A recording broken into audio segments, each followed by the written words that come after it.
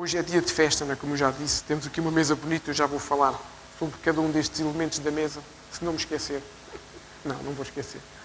Mas hoje nós celebramos a entrada no novo ano bíblico. O calendário gregoriano definiu que a 1 de janeiro começa um novo ano. Mas o calendário bíblico não se rege pelo calendário gregoriano. Aliás, já havia a palavra de Deus e a Bíblia antes de haver o calendário gregoriano ou greco-romano, como se quisermos. Mas por isso nós nos regemos por aquilo que a Bíblia nos ensina. E Deus move-se através de ciclos. Então, hoje, na realidade não é hoje, é amanhã. A festa do novo ano bíblico começa amanhã, é de 22 a 24, mas nós, por uma questão de facilidade, celebramos hoje, que é domingo, porque é o dia que temos celebração mais próximo. E hoje celebramos a entrada nesse novo ano bíblico, que é o ano de 5786. Como eu disse, Deus move-se em ciclos, Deus não se move pelo calendário humano. Tanto que o ciclo mais conhecido que todos nós temos é o ciclo semanal. A Bíblia nos diz em Gênesis que o Senhor criou todas as coisas em 6 dias e no 7º dia Ele descansou, que é quando o Senhor nos fala do Shabat. E nós vamos ter a aula a começar no próximo mês, a aula sobre os 10 mandamentos. Vamos ver esse mandamento de uma forma mais detalhada e vamos entender isso melhor. Então, hoje nós celebramos o Rosh Hashanah, que é dizer novo ano bíblico, ou também conhecido como Festa das Trombetas. Mas então, o que é afinal este novo ano bíblico? Não é nenhuma invenção que a Igreja criou, não, Senhor, é algo que é um tempo especial que o Senhor criou para nós. Nós já falámos aqui muitas vezes, nós celebramos as festas bíblicas. Esta festa também é uma festa que Deus mandou celebrar e nós celebramos normalmente as festas bíblicas porque Deus nos diz na sua palavra que as festas são para ser celebradas perpetuamente. Perpetuamente quer dizer para sempre. A partir do momento que eu tenho esse conhecimento, que eu tenho esse entendimento, eu devo celebrar estas festas bíblicas. E na realidade é o que nós tentamos fazer dentro das nossas possibilidades. Mas agora vou tentar entrar aqui sobre os detalhes da mesa, ver se eu não me esqueço de nada. Eu tenho aqui umas notas, mas não tenho todas. Esta mesa é muito bonita, mas tudo o que aqui está tem um significado profético e é o que a Bíblia nos manda fazer e é importante nós termos essa nota. Começo pela romã, que é um fruto que se calhar muitos de nós não gostamos, que é complicado de comer e de abrir. A romã tem, segundo os estudiosos, eu nunca contei, sou sincero, mas segundo os estudiosos, a romã tem 613 sementinhas, que é aquilo que nós comemos, que é bom com açúcar. Eu gosto. Com açúcar fica que é uma coisa maravilhosa. Com um bocadinho de vinho do Porto, então, vou-vos contar. É uma verdadeira delícia. Então, cada uma destas 613 sementes correspondem às 613 mitzvahs ou preceitos que o Senhor colocou na Torá para o seu povo. Nós temos a lei, que são os 10 mandamentos. Amém? E depois temos os 10 mandamentos, depois temos a lei. Os 10 mandamentos fazem parte da lei, que está inserida na Torá. E além dos 10 mandamentos, há mais 613 preceitos ou mitzvah, ordenanças, que o Senhor deu ao seu povo. Portanto, a romã representa isso, representa essa ligação de Deus ao seu povo. É uma fruta que também fala sobre sabedoria, aprendizagem, conhecimento e fecundidade. É uma fruta que mostra tudo aquilo que o homem precisa, a dependência de Deus e a capacidade para gerir a sua vida. Depois nós temos aquela que, se calhar, o elemento que nós mais gostamos, que é a maçã e o mel. Porquê é que o Senhor nos manda celebrar com maçã e mel? Porque a doçura da maçã, juntamente com a doçura do mel, simboliza um ano ultra doce, que é aquilo que nós pedimos ao Senhor que Ele nos conceda. Nós temos que ter essa expectativa que o ano que começa hoje vai ser melhor que o ano que terminou. Amém? Nós temos que ter a expectativa que o dia de hoje vai ser melhor que o dia de ontem. Mesmo que tenha começado mal, mesmo que pareça que não.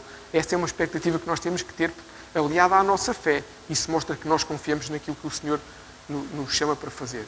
E depois nós temos aqui o pão. Temos dois pães. Este é um pão feito por nós, da forma tradicional. E este é o pão, embora possam ter o mesmo nome, este é o pão feito da forma que o Senhor manda fazer. Este pão chama-se chalá, o plural é shaló, ou seja, um chalá, 2 shaló. E porque é que este pão é importante? O significado do pão não é o significado, é a forma como o pão é feito. Este pão é feito, a massa vai-se fazendo várias tirinhas e todas elas são entrelaçadas. E depois de estarem todas entrelaçadas, puxa-se para cima e fecha e fica este círculo. Porquê? Porque simboliza a aliança que o Senhor tem connosco, o entrelaçar. Amém?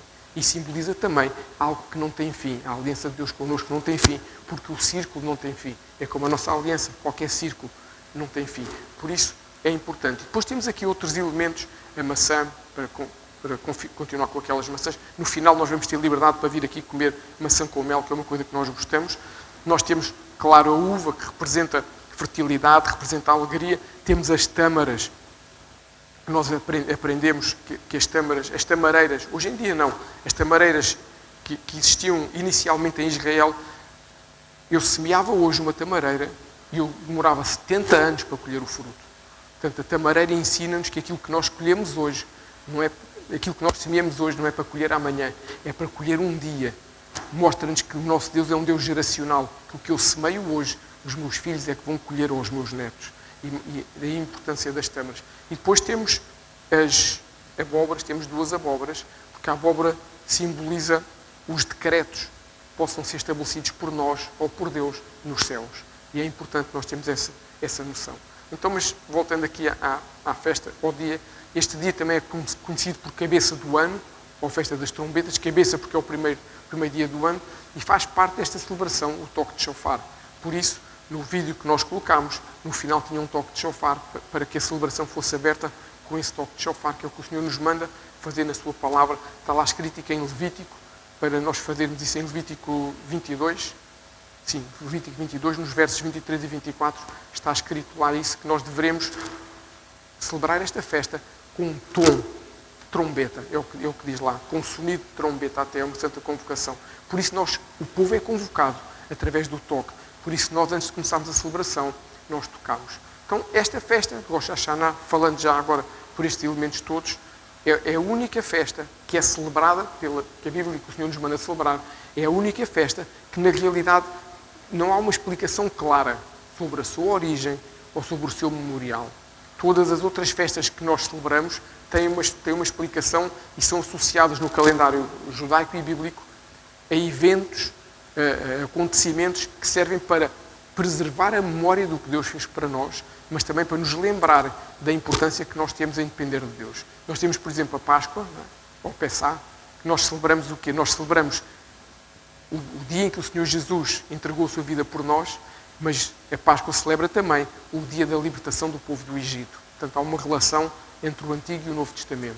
Depois nós temos a festa de Pentecostes, ou Shavuot, que fala de quê? Fala do dia em que, como está em Atos, em que em Jerusalém o povo recebeu o Espírito Santo que foi derramado sobre as suas vidas, mas tem uma relação direta e clara com o momento, o primeiro Pentecostes, foi quando o Senhor entregou as tábuas da lei no Monte Sinai, a Moisés. E por último nós temos a festa que iremos celebrar daqui a 3 semanas, mais ou menos, que é a festa de Tabernáculos, ou Sukkot, que fala-nos da peregrinação que o povo fez no deserto, das suas tendas, e que fala que nós hoje somos a tenda onde o Espírito Santo habita. Somos o templo do Espírito Santo, onde Jesus vem tabernaculizar connosco, e todos os estudiosos dizem que aponta para isso, é que em Tabernáculos será o momento em que, quando Jesus voltar para celebrar as bodas do Cordeiro na terra e resgatar completamente a terra do mal, será na época de Tabernáculos. Por isso, esta festa não é conectada a nenhum evento histórico.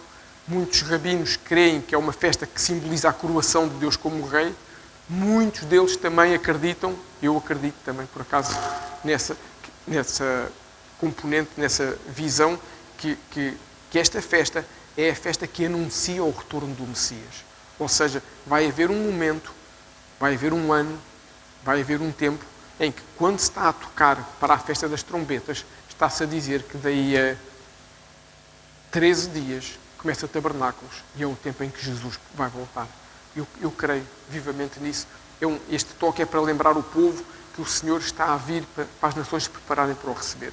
Ou seja, profeticamente falando, é uma festa que é criada para nós celebrarmos a vida que Deus nos dá. Não para celebrarmos o que aconteceu, mas para celebrarmos aquilo que o Senhor nos dá. Os estudiosos bíblicos dizem que este dia foi o dia em que o homem foi criado pelo Senhor. Ou seja, há 5.786 anos, o homem foi criado pelo Senhor. Segundo a tradição judaica, foi no dia de Rosh Hashanah que Adão e Eva pecaram, comeram o fruto da árvore do conhecimento do bem e do mal. e pecaram. E também, segundo a tradição judaica, e isso é cronológico, consegue-se verificar pelos tempos, foi neste dia que Caim matou Abel. Os dois irmãos, não é? Caim matou o seu irmão com inveja, porque Deus não se agradou da sua oferta, porque ele fez uma oferta em que o coração não estava, de facto, rendido a Deus, e Deus não se agradou do seu coração e da sua oferta, e Caim matou o seu irmão. Ou seja, profeticamente falando, é uma festa que fala da queda no pecado, da destruição da humanidade, mas da sua restauração em Cristo, no dia em que o Senhor vier para todos nós. Portanto, é importante nós percebermos que, tal como as tâmaras, o que eu semeio hoje é o que eu irei colher. Portanto, tudo o que eu semeei no ano que passou, eu posso vir colher este ano. Então é tempo de nós fazermos essa introspeção, é tempo de nós percebermos que se há coisas que nós semeámos mal, que a gente se possa arrepender, que a gente possa quebrar isso. Por isso, daí as abóboras que falam exatamente desses decretos. Se a gente, de alguma forma, semearmos decretos de morte, decretos de incredulidade na nossa vida, decretos de orgulho, de alguma forma que nós nos possamos arrepender para colhermos coisas boas. Porque este início do novo ano bíblico é um tempo de grande alegria e confiança. Mas depende de nós escolhermos algo ou continuarmos da mesma forma. Depende de nós entrarmos num novo ano de forma diferente ou continuarmos a fazer exatamente as mesmas coisas. Nós, para entrarmos em algum lugar, temos que sair de outro lugar. Não é? Nós, para entrarmos nos nossos carros quando sairmos, e agora já disse a frase, já não faz sentido. Para nós entrarmos nos nossos carros no final, nós temos que fazer o quê? Sair da igreja.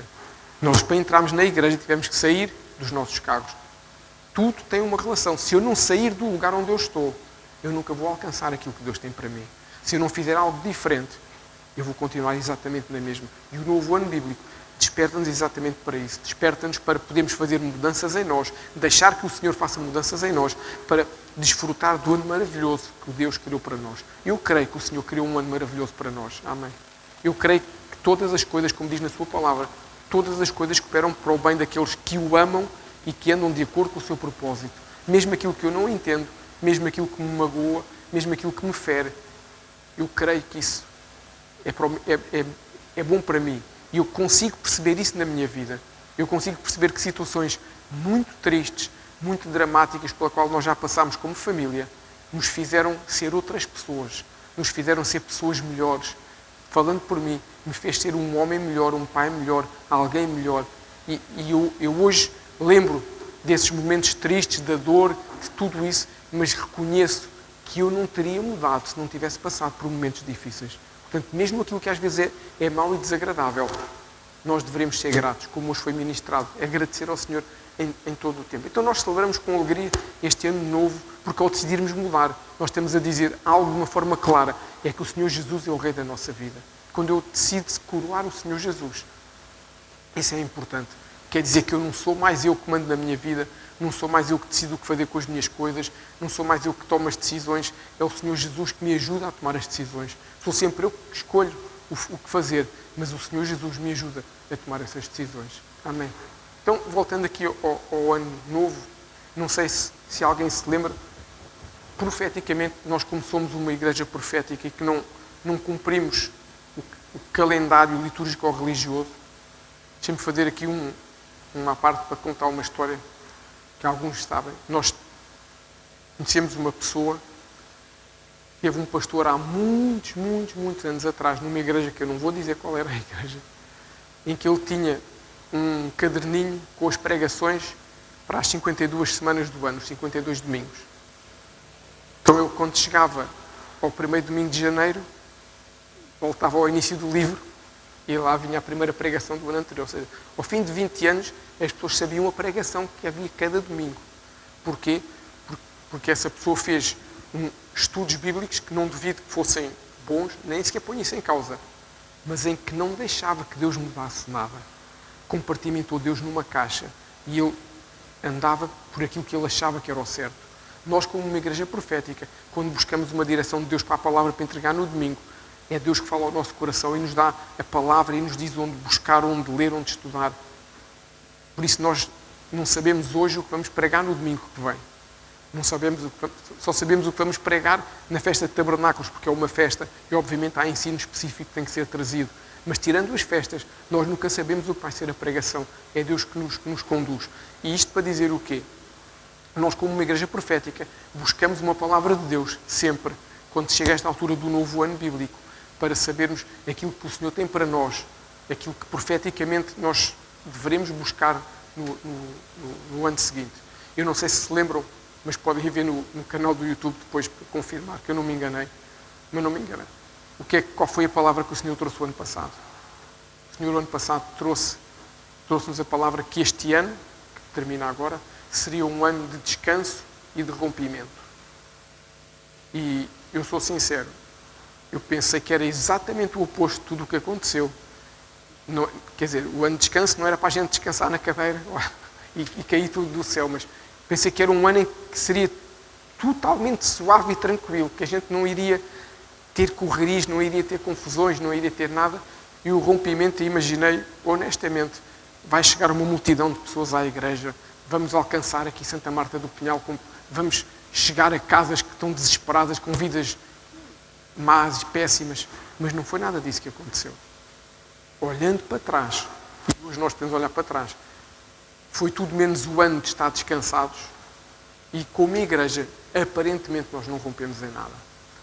Pelo contrário, ministerialmente falando, foi um ano muito atribulado, até pessoalmente para a maioria de nós, mas uma coisa muito importante que nós não devemos esquecer é que o nosso Deus é o Deus Todo-Poderoso. Amém?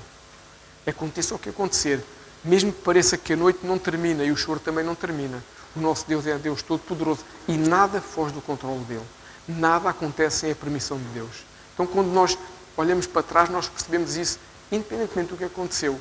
Nós temos que pensar sempre, quando estou à porta de um novo ano, isso deve-me trazer um tempo de reflexão, mas ao mesmo tempo deve encher o meu coração de renovação e de esperança, porque é o Deus Todo-Poderoso que nos mandou celebrar uma festa. Pensa assim, deixa-me fazer um paralelo meio estranho sobre as nossas vidas naturais. Quem tem filhos, por exemplo, que já são grandinhos, a gente faz a festa de aniversário dos nossos filhos, é ou não é? Outros já tiveram, agora já não são grandinhos, já são grandes. A gente faz as festas de aniversário deles. Eles fazem o quê? Convidam amiguinhos da escola, vizinhos, convidam, como a gente convidava quando era. E o que é que a gente faz nessa festa? A gente faz para que eles tenham o quê? Um tempo de alegria, um dia de alegria, um dia em que eles possam sentir que realmente são importantes. Quando Deus nos manda celebrar esta festa, não é para num dia nós nos sentirmos importantes, é para num ano nós sentirmos que há um Deus que nos ama, que há um Deus que é Pai, que há um Deus que cuida de nós, que há um Deus que nos traz fé, que nos traz esperança, mesmo nos dizem que as coisas correm mal. E Deus não quer, não deseja que a gente fique com medo ou amargurados pelo que passou, com medo do próximo ano. Nos últimos meses, obviamente, nós sabemos que passámos por desafios, passámos até por perdas e provações que muitos de nós não estávamos à espera, mas que serviu para quê? Para testar a nossa fé.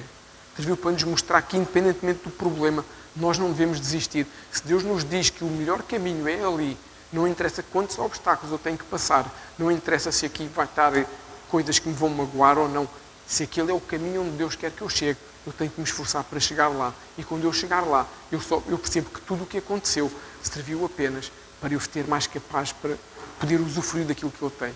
Então, o que nós percebemos é que o Senhor o que quis foi fazer-nos descansar nele. Não descansar na nossa vida. Confiar nele. E isso levou-nos a quê? A romper.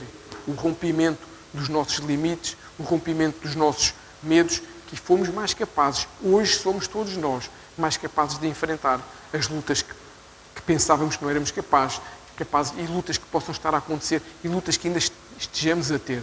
Isso é importante. Este descanso que Deus falou, na realidade era para descansarmos nele, não era para descansar em mim, não era para eu descansar em frente à televisão, era para eu descansar nele no dia do choro.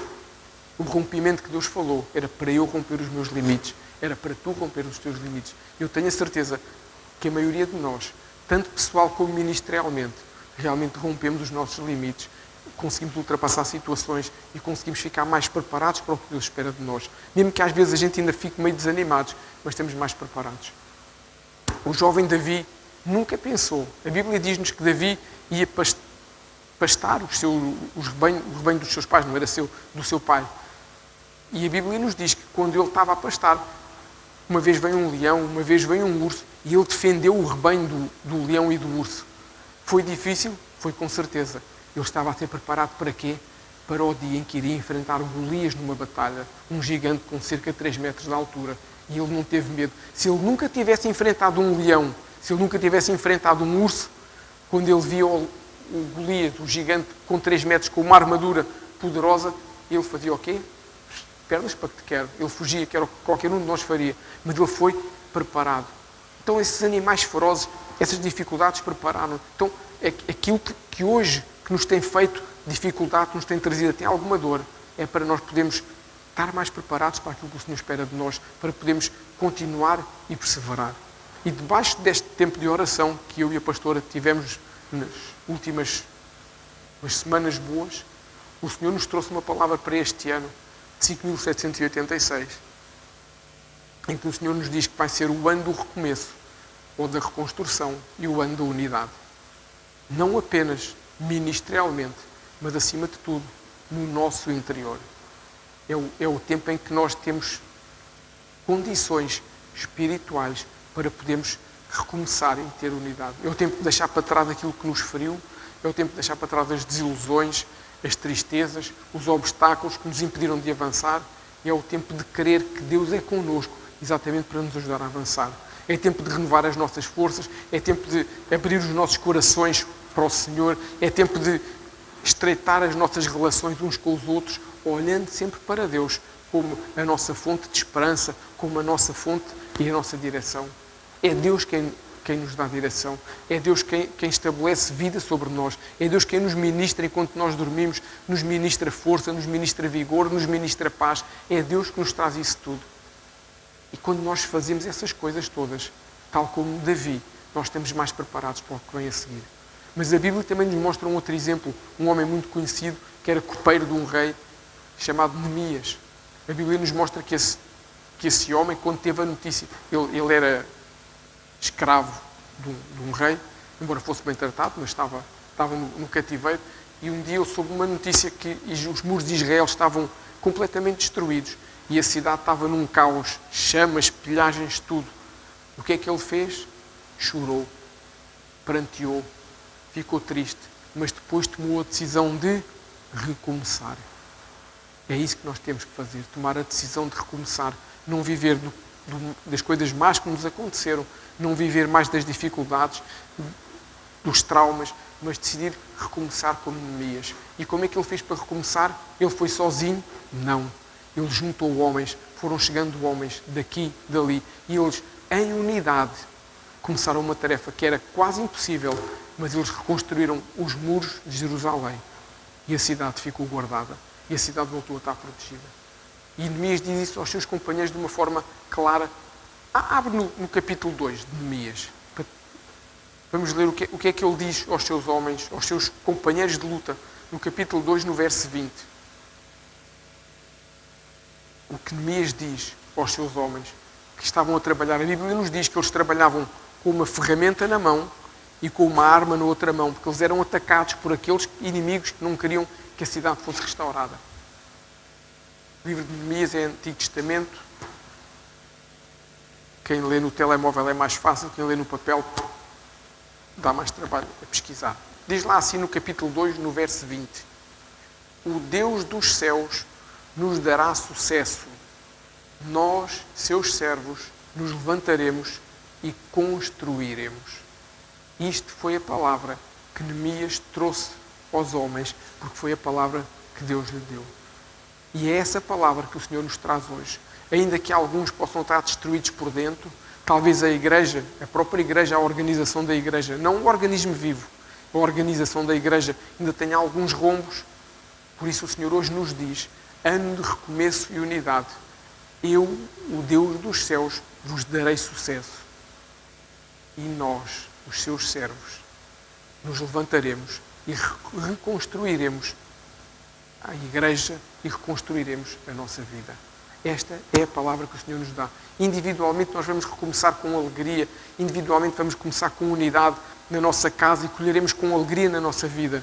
E ministerialmente vamos recomeçar em unidade com o Espírito Santo, uns com os outros, viveremos o sobrenatural de Deus e alcançaremos aquilo que nós sabemos que temos que alcançar, que é novas vidas. A Igreja Arca, quando nasceu, isto está quase a fazer 5 anos, nunca nasceu com o propósito, mas Deus, obviamente, é soberano, mas aquilo que o Senhor sempre falou connosco, nunca nasceu com o propósito de ser uma igreja com muita gente, mas nasceu com o propósito de ser uma igreja com pessoas com muito de Deus. Esse é o propósito da Igreja Arca.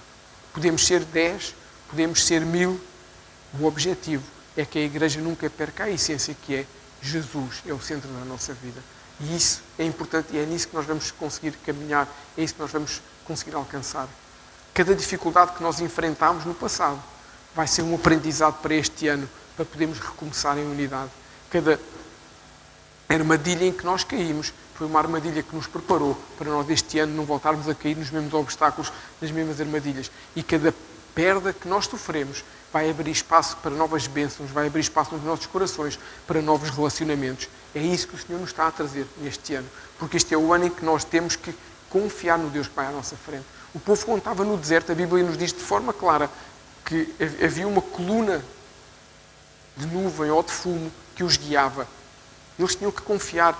Quando a coluna se movia, eles fechavam as suas tendas, guardavam tudo e iam atrás da nuvem. Porquê? Eles sabiam que era Deus a dar-lhes direção. Eles não viam nada. No deserto não há nada para ver. Não sei se vocês já alguma vez estiveram num deserto. Eu já estive lá em Israel. Realmente não se vê nada. A gente olha à nossa volta, até onde a vista alcança não se vê nada. Portanto, eles não sabiam, obviamente ninguém tinha conhecimento para olhar para as estrelas, nem para ver. Eles não sabiam se estavam aí para a direção da Terra Prometida ou se estavam a voltar para o Egito. Eles confiavam em Deus. É isso que nós temos que fazer, confiar em Deus, mesmo quando não sabemos bem o caminho. Então, nós temos que fazer isso, ter esse recomeço, essa capacidade de recomeçar. Mas, por outro lado, recomeçar não individualmente, mas recomeçar em unidade, uns com os outros. A igreja, ou a eclésia, como a Bíblia nos ensina que é um lugar onde há relacionamento, é um lugar onde há a palavra de Deus colocada sobre a nossa vida, mas é um lugar onde nós nos relacionamos. Porquê? Porque quando a gente se relaciona, o nosso pior vem ao de cima, o pior do nosso irmão também vem ao de cima, e uns com os outros, como a Bíblia nos diz, é como se fosse ferro afiando com ferro, e nós vamos ficando mais maleáveis, e nós vamos sendo transformados pela companhia do meu irmão, pela companhia da minha irmã, pelo relacionamento que nós queremos, faz-nos ser pessoas diferentes, faz-nos ser pessoas menos intolerantes, faz-nos ser pessoas mais humildes, mais amigas do próximo. Porque é muito fácil nós dizermos: amarás ao Senhor teu Deus sobre todas as coisas, todo o teu coração, toda a tua alma, fé e entendimento, e ao próximo como a ti mesmo. Isto dito, são 4 segundos, não custa nada. Na prática é que dá trabalho. E unidade é isso. Unidade é termos trabalho para nos relacionarmos, para criarmos essa ligação com o Espírito que o Senhor nos quer. Como é que nós vamos ter essa unidade? Muito simples. Termos a mesma fé, unidos em oração, unidos no mesmo propósito, tornamos-nos mais fortes e tornamos-nos mais resilientes e, principalmente, mais cheios do amor de Cristo. O Senhor diz-nos... Abre em Hebreus, livro de Hebreus, vamos ao Novo Testamento agora, para mostrar a importância da unidade. Hebreus capítulo 12. Porque é que é importante nós termos relacionamentos? Hebreus capítulo 12, no verso 14. Diz assim, então, em Hebreus 12, 14. Esforcem-se para viver em paz com o irmão da cadeira do lado. É? Não, não diz. O irmão da cadeira de trás? Não. Com todos. Mas eu gosto muito do irmão que está ao meu lado, da irmã que está à minha frente. Esforcem-se para viver em paz com todos e para crescer na santidade, sem a qual ninguém verá o Senhor. Isso é que é o nosso recomeço e a nossa unidade. Por outro lado, o Senhor também nos diz lá, abre também 2 Coríntios. 2 Coríntios, no capítulo 5, no verso 17. Olha o que o Senhor nos diz sobre o recomeço. Olha o que Deus nos diz para nós não desanimarmos, para persistirmos, para insistirmos. 2 Carta aos Coríntios, à Igreja de Corinto, capítulo 5, verso 17, diz assim: Portanto, se alguém está em Cristo, Há aqui alguém que esteja em Cristo? Amém. Se alguém está em Cristo, é nova criatura. As coisas antigas já passaram, eis que se fizeram novas. Ou seja, não interessa o que aconteceu. O passado fica no passado. E o futuro é o novo de Deus para nós. É isso que nós temos que reter. Eu conheço um apóstolo brasileiro, uma pessoa muito conhecida, conceituada, que há uns anos atrás, numa altura difícil do seu ministério, ele buscou de Deus e um dia ele chegou com uma frase que é: eu vi o futuro que Deus tem para mim e eu decidi caminhar nele. E este é o futuro que Deus tem para nós. Futuro de recomeço, futuro de unidade. Nós temos que escolher caminhar nele. Podemos não escolher e ficar na mesmice do passado, a remoer as mágoas do passado, a pensar naquilo que nos correu mal, nas finanças, na escola, na vida secular, no emprego. Podemos ficar a pensar naquilo que nos correu mal, ou podemos escolher Deus, avançar e ter uma nova experiência com Deus e reconstruir e fazer algo novo nas nossas vidas. Então, neste Rosh Hashanah, é tempo que nós podemos declarar sobre a nossa vida que é um tempo de recomeço, que é um tempo de esperança renovada, de unidade em Cristo. Neste Rosh Hashanah é o tempo em que o Senhor vem curar feridas nos nossos corações, que o Senhor vem restaurar sonhos e aproximar corações. O mundo diz-nos uma coisa que é errada e todos nós ouvimos isso desde crianças, todos nós ouvimos isso desde crianças, tenho a certeza absoluta, que é: o tempo cura todas as coisas. É ou não é? A gente ouve isso. A única coisa que o tempo cura é constipação e gripe. Mais nada. Nem dor de dentes é curada com o tempo, tem que ser ao dentista. O tempo não cura nada sem ser uma constipação ou a gripe. O corpo vai revitalizando, vai ficando bem. Quem cura é o Espírito Santo. Mágoas, feridas, tristezas, dores, enfermidades, é o Espírito Santo que nos vai curar. E o que o Senhor nos está a dizer é que este ano é o tempo em que Ele quer curar essas feridas e restaurar esses sonhos. Mas para isso, cada passo que a gente dá tem que ser guiado pela palavra de Deus. Não por aquilo que eu acho, não por aquilo que eu sinto, não pela minha emoção, porque há o dia que eu vou estar mais animado e parece que tudo vai bem, e há o dia em que eu posso estar menos animado e aí acho que tudo vai correr mal. Mas a palavra de Deus é uma só, e quando eu ando debaixo dessa palavra, não interessa o meu ânimo, o que interessa é quem é Jesus na minha vida. E quando eu sigo a direção de Jesus, eu sei que Deus quer bem de mim. Deixa-me dizer-te uma coisa claramente. Deus deseja o bem para todos nós. Isto é claríssimo. Não interessa se eu cometi um pecado ou não cometi um pecado. Se eu estou em pecado, o que Deus quer é o quê? Que eu me arrependa, que eu endireite a minha vida, que eu endireite as minhas veredas, como se diz na Bíblia. Mas Deus quer na mesma o melhor para mim. Eu vou-te mostrar isso na Bíblia também. Abra a tua Bíblia no Antigo Testamento, no livro de Jeremias, capítulo 29, verso 11. Nós temos que ter essa confiança em Deus. Jeremias, capítulo 29, verso 11. Diz assim, isto é Deus a falar: porque eu bem sei os pensamentos que penso de vós, diz o Senhor. Pensamentos de paz e não de mal, para vos dar um futuro e uma esperança. Os pensamentos que Deus tem sobre a tua vida, sobre a minha vida, sobre a tua casa, sobre a minha casa, são pensamentos de paz e não de mal. São pensamentos para nos dar um futuro e uma esperança. Isto é o que Deus pensa sobre nós. Independentemente de eu estar a fazer algo que não é certo, os pensamentos de Deus são estes. Como é que isto se pode materializar na nossa vida? Quando eu ando no caminho que Deus estabeleceu para mim. Claro, se eu andar num caminho de pecado, Deus tem esses pensamentos de paz, de bem e não de mal, mas não são materializados na minha vida porque eu estou afastado dele. Que a Bíblia nos ensina, todos aqueles que pecaram estão destituídos da glória de Deus. Nós estamos afastados. Há uma barreira chamada pecado, chamada impureza, que me impede de ter essa conexão com Deus. Mas se eu me arrependo, se eu alinho, se eu tento andar, se eu esforço a minha vida, se eu pauto a minha vida pelos princípios bíblicos e tento andar o melhor que eu posso nos caminhos de Deus, esses pensamentos de paz, esses pensamentos de bem, são materializados na nossa vida. Este é o futuro que Deus tem para nós. Chega de ficarmos presos ao que aconteceu no passado. Chega de ficarmos presos àquilo que não foi bom.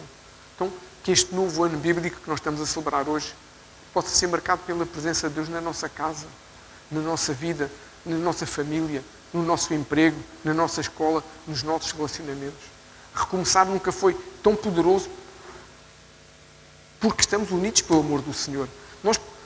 Eu não tenho dúvidas nenhumas que Neemias, como falámos há pouquinho, se fosse reconstruir aqueles muros com aqueles homens, eu não duvido que ele, se calhar, se não tivesse Deus do lado dele, eu não duvido que ele talvez conseguisse reconstruir. Agora, o que nós percebemos é que eles eram atacados por muita gente mais numerosa do que eles. E o que eu não duvido também é que se Deus não estivesse com ele, muitos deles teriam morrido, muitos deles teriam perecido nessa construção. E se calhar o que demorou X tempo para ser construído, tinha demorado 10 vezes, ou 20, ou 100 vezes mais tempo para ser construído. E é isso que o Senhor nos quer mostrar hoje. O Senhor nos quer mostrar que conosco, juntos com Ele, nós em unidade uns com os outros e individualmente nas nossas casas, no nosso eu, nós nunca tivemos a possibilidade de recomeçar algo tão poderoso como quando o Senhor nos diz que este é o ano do recomeço, é o ano da unidade. Todos os anos, se vocês forem ver as ministrações no nosso canal do YouTube de cada festa de Rosh Hashanah, vocês vão ver que eu todos os anos trago um conjunto de desafios para a igreja. Quem está há mais tempo já sabe qual é o desafio que eu vou fazer. E este ano não vai ser diferente.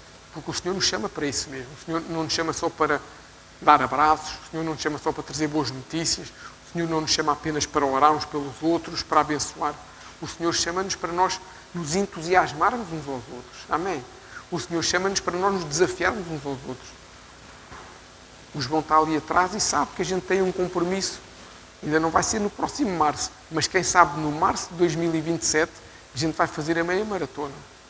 A gente vai passar a ponte. É um objetivo que a gente tem. E como eu quero ir e tenho a certeza quase que para o ano ainda não estou em condições nem a passo de ir, mas a gente vai fazer isso. Porquê?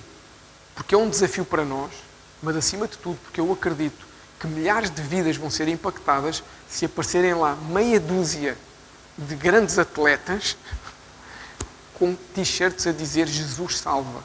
Tenho a certeza absoluta que naquele dia há pessoas que vão para casa e vão ficar ali com qualquer coisinha a moer e vão buscar de Deus.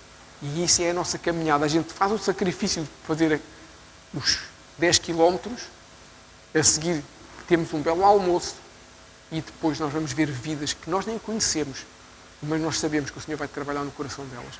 Portanto, a gente tem que se desafiar uns aos outros.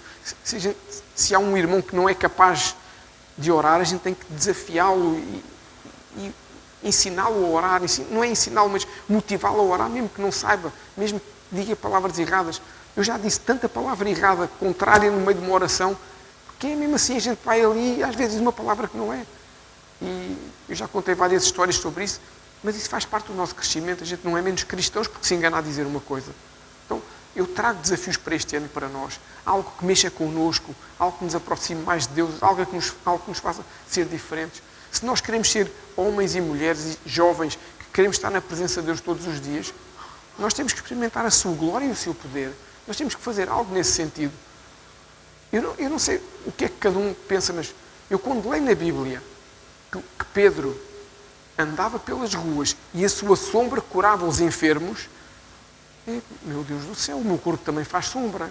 O vosso também faz sombra. Uns faz maior, outros faz menor. Depende do tamanho. A gente faz sombra, porque é que a gente não cura? Porque é que a gente, quando impõe as mãos, não vemos logo... Porquê? Temos que buscar mais de Deus. A igreja também serve para isso. Deixa-me fazer aqui um à parte. Sabem porque é que há muita gente que vai a essa gente da magia negra, a essa gente da macumba, a essas pessoas que têm anúncios no jornal e na internet e que fazem coisas erradas, que escravizam as pessoas completamente nas trevas? Vão lá porque a igreja não tem respostas para as pessoas. Vão lá porque a igreja não dá resposta para uma enfermidade, não dá resposta para um problema, para uma situação. Então vão buscar onde não devem, vão buscar no diabo. Porque o diabo também faz milagres, sabiam? Ele faz também. Só que ele faz coisas copiando o que Deus faz e escravizando as pessoas. E cada milagre que Deus faz não nos escraviza, liberta-nos para podermos ser melhores e mais... E pessoas possam transmitir essa vida para outras pessoas. São diferenças abismais. E nós, como igreja, temos que nos posicionar nesse sentido. Temos que ser pessoas que vamos na rua e vemos alguém a chorar na rua, ou no autocarro, ou no metro, ou onde quer que seja, e a gente chegar ao pé da pessoa e dar uma palavra de ânimo, não é dizer, força, força, amanhã o sol vai brilhar para ti. Isso são baboseiras, perdoem-me a expressão, mas é pegar na palavra de Deus que diz, o choro pode durar uma noite, mas a alegria vem pela manhã. Se tiver Jesus na tua vida, amanhã o teu dia vai ser melhor, porque vai mesmo, e a gente não pode ter medo de dizer, porque é verdade. Não quer dizer que o problema resolva. Quantas vezes nós nos deitamos, o problema existe, e na manhã seguinte o problema continua. Mas nós sabemos que Deus é connosco e que aquilo vai terminar um dia. Isso nós sabemos que é. Quando o meu filho mais velho teve o cancro no cérebro com 4 anos de idade, ele fez 30 sessões de radioterapia. 6 semanas. Horrível. Ele deixou de ser um menino com 4 anos saudável para parecer aqueles meninos que vinham do Biafra, porque ele deixou de comer, porque aquilo, como era aqui na parte de trás do cérebro, a radioterapia queimou-lhe a boca, queimou-lhe a garganta, ele não conseguia comer nada. A única coisa que ele bebia era Coca-Cola. Foi alimentado a Coca-Cola durante 30 dias, durante 6 semanas. Mais do que 30 dias, 42 dias. E aquilo, cada dia era pior que o outro. A gente via-o a definhar, a gente via aquilo a acontecer. Mas cada dia que a gente se deitava, a gente sabia que Deus nos ia dar a força para no dia seguinte o levar a mais um tratamento, para ele sair de lá curado. E ele foi curado pela glória de Deus. Amém? Não precisou de fazer quimioterapia, porque Deus um dia disse, chega, a partir de agora é a fé dos pais que salva o menino. E nós terminamos o tratamento. E ele está aqui vivo para a glória de Deus. Ou seja, não quer dizer que o problema resolva logo ali, mas nós sabemos que se Deus está connosco, maior é o que está em nós do que aquilo que está no mundo. Então, a gente não pode ter medo de dar estas palavras às pessoas. Não é algo da boca para fora. É usar a palavra que está na Bíblia. Por isso é importante nós lermos a Bíblia. Por isso é importante nós conhecermos versículos. Por isso é importante nós termos algumas palavras que nós possamos usar em qualquer altura, quando alguém está numa situação de desespero, saber o que dizer, saber aconselhar. Nós sabemos isso como? Na nossa experiência? Não. Debaixo da palavra de Deus, debaixo da intimidade que temos com Jesus. É isso que é importante. Por isso eu trago estes desafios.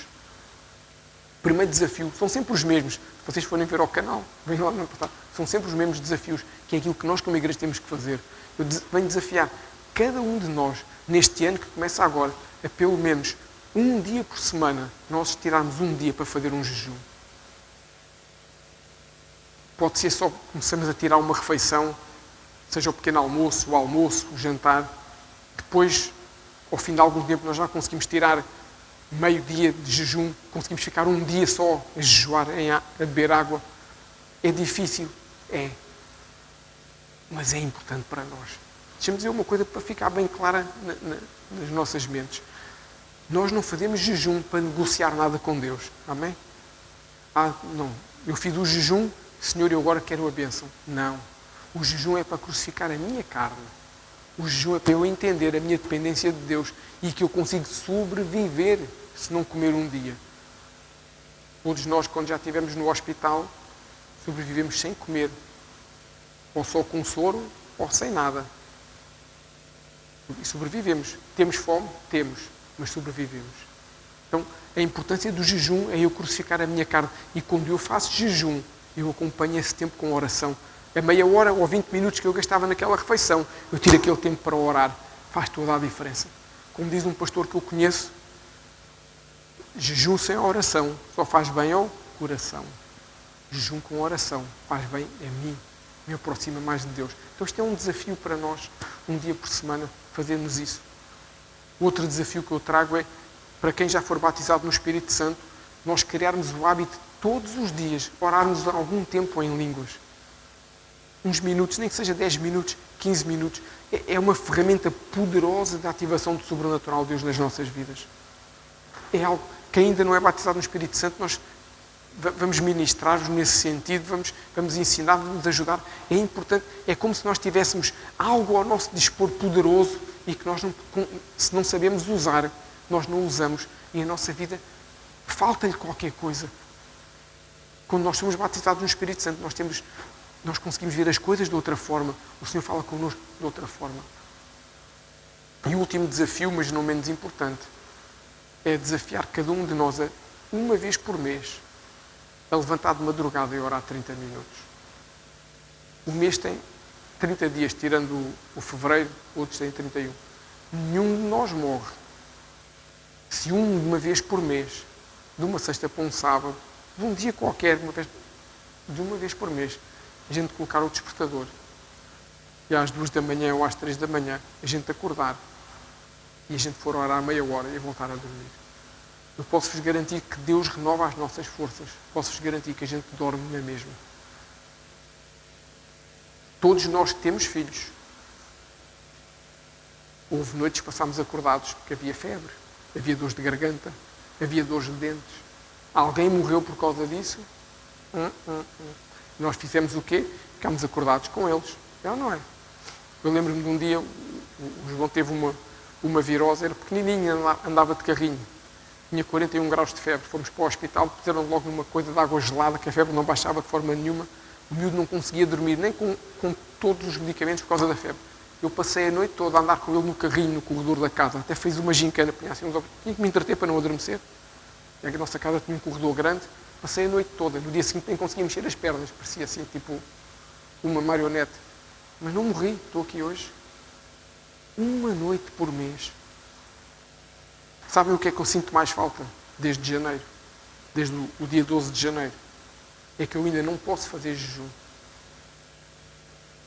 E eu ainda não posso acordar pela madrugada. A minha luta neste momento é conseguir dormir. Se eu acordo durante a noite, tenho muita dificuldade em voltar. Mesmo tomando medicamento, a noite já fica estragada. São as duas coisas que eu tenho mais saudades desde janeiro. Não é de comer certas coisas, é de não poder fazer um jejum. Mas agora, quando for para o Yom Kippur, não vou fazer integral, mas vou fazer. Não posso perder isso. Não posso perder isso. Tenho que fazer qualquer coisa. E aqueles que me conhecem mais de perto sabem que todas as minhas sextas-feiras, de sexta para sábado, todas essas madrugadas, eram passadas na secretária com um louvor a preparar a palavra para domingo. Era esse o negócio que Deus tinha comigo. Chegava à sexta-feira, ia tudo para a cama. Punham um louvor, era até ser. E Deus nunca falhou com uma palavra. Eu tenho saudade desse tempo com Deus e quero recuperá-lo. Por isso é importante estes desafios, é importante a gente fazer coisas diferentes. Eu não vou cobrar de ninguém, mas eu gostava muito que entrasse nesse desafio comigo. Eu vou-me esforçar a partir de agora para conseguir fazer isso. Nem que seja tirar uma refeição devagarinho, a partir do mês que vem. Vou começar a fazer isso, tirar uma refeição uma vez por semana e no fim de semana tirar um pouquinho do tempo da madrugada. Eu gostava que cada um de nós pudesse fazer isso, fazer esse esforço. Nós, a fazermos isto, estamos a fazer o quê? Estamos a buscar Deus de uma forma extravagante. Nós, às vezes, dizemos meio a brincar que nós não somos crentes normais. Eu não quero ser o crente normal. O crente normal é aquele crente que cumpre os rituais litúrgicos ou religiosos. Que vem à igreja, tira o tiquê da bênção, que vem à igreja, faz. Não, eu quero ser o crente sobrenatural, aquele crente que não se conforma com o dia-a-dia. Eu quero ser aquele que busca Deus de uma forma diferente. E eu posso-te assegurar uma coisa, nunca mais seremos os mesmos, individualmente e como igreja, se nós entrarmos nestes desafios. Eu já vos contei, muitos já sabem a história do irmão com o qual eu aprendi a importância da oração em línguas. Há muitos que não sabem ainda. Quando nós chegarmos ao módulo 2 da escola ministerial, vão ouvir essa história.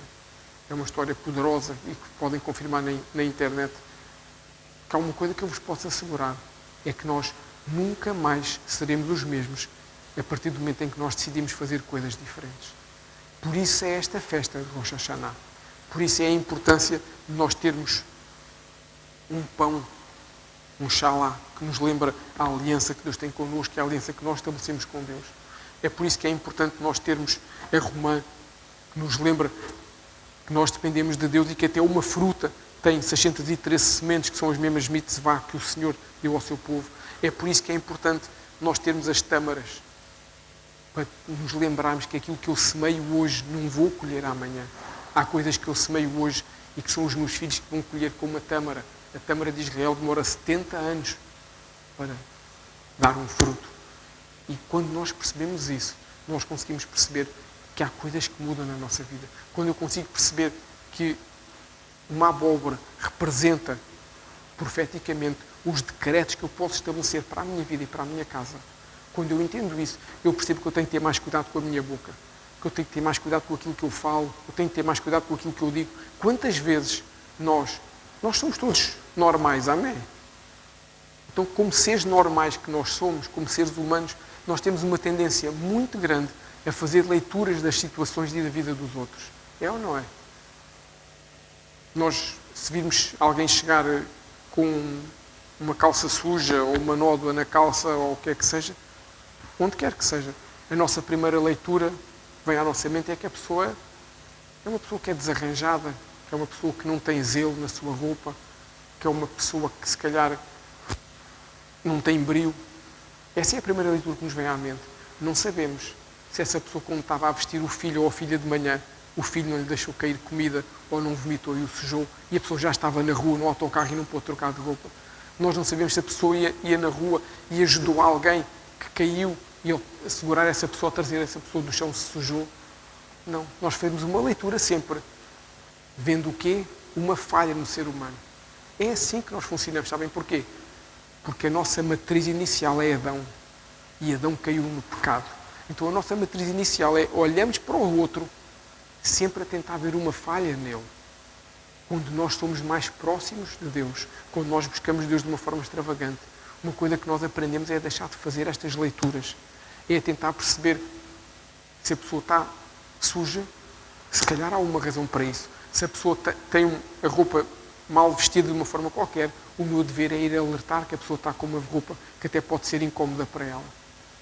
E eu devo perceber isso. Mas eu só percebo isso quando a minha carne cada vez é mais reduzida e quando eu me torno mais um homem ou uma mulher espiritual do que um homem ou uma mulher carnal.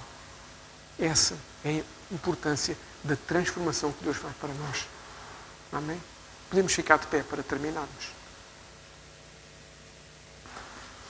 Sabes que há quem pense que o avivamento vai chegar um dia,